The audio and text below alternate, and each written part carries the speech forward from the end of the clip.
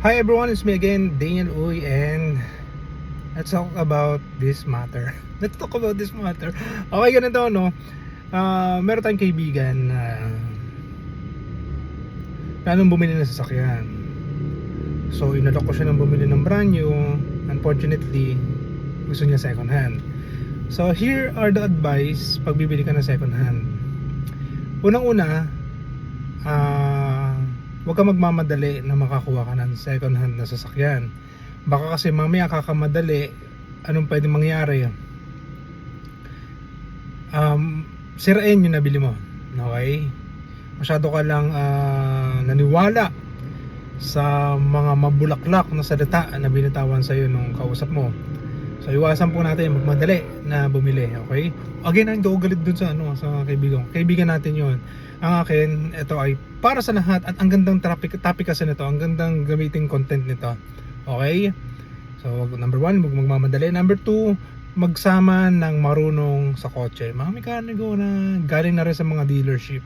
At least alam nila na ito sasakyan nito kung pwede pa, tatagal pa, baka may sira na. At least makakapag-advise at makakapag-bargain kayo sa presyo.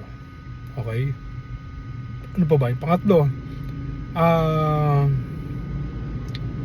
wag kayong bibili ng sasakyan sa malayong lugar. Okay? Pilitin nyo na madali lang siyang puntahan dito sa area nyo. Halimbawa, taga Malabon ako. At least Valenzuela, Caloocan, Quezon City, Navotas, yung mga ganyan lugar, hindi mahirap puntahan, hindi hassle. Huwag lang yung dulo ng Quezon City, Malabon, tapos punta ka sa SM Fairview. Huwag naman yung ganon. Okay, so yun muna yung 3 tips para sa mga baguhan na bibili ng sasakyan na second hand. Okay, walang masama na bumili tayo ng second hand kasi yun lang talagang kaya, at huwag natin pilitin yung mga bagay na hindi naman natin kaya. Okay, so good luck to everyone. Sana lahat ay nakakotse na para nang sa ganun ay alam niyo yung stress sa pag-book ng sasakyan, yung mga ganun, yung mga taxi. And at least dito, kahit sabihin natin medyo magastos, go, diba?